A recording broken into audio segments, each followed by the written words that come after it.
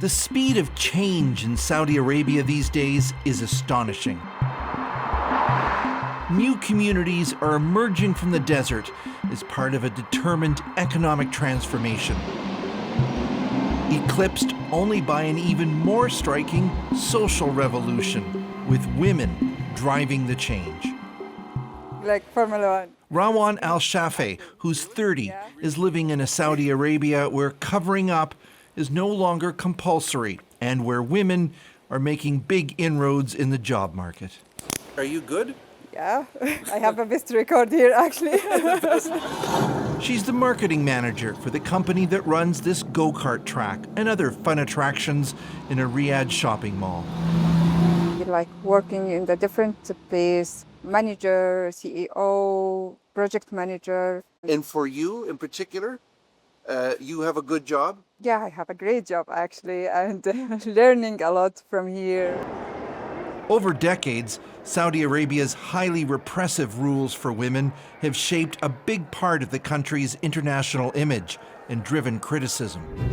We see the world tomorrow. But in 2016, Crown Prince Mohammed bin Salman, or MBS, launched the so-called 2030 plan to broaden the economy away from fossil fuels and to build a stronger, more productive society. And things started to change. Women were given the right to drive.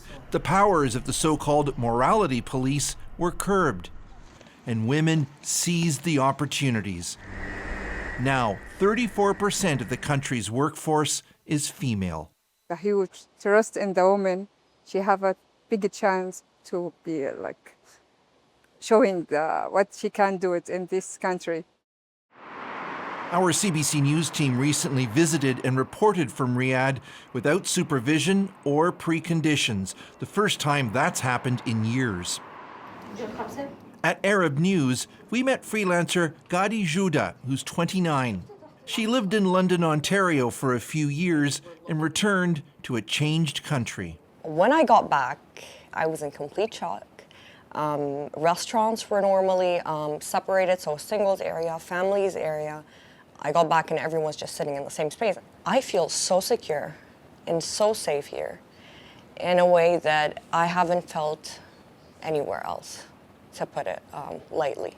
So I do see that there's an amazing future happening and it's unfolding right in front of us. And I'm excited to see how this goes. Human rights groups outside of Saudi Arabia say there's still a lot of work to do, though, and that male guardianship laws allowing men to control women's lives still exist.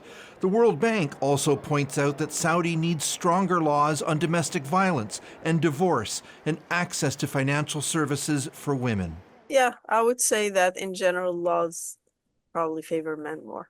Longtime women's advocate Maha Akil says the changes for women have been amazing, but there's also a gap between policy and practice. So sometimes it's not necessarily that the laws are not there. It's just a matter of following up, implementing, and for the women themselves, knowing their rights and going to the authorities and seeking help. For women, the changes ushered in by Crown Prince Mohammed bin Salman are aimed at harnessing their economic potential.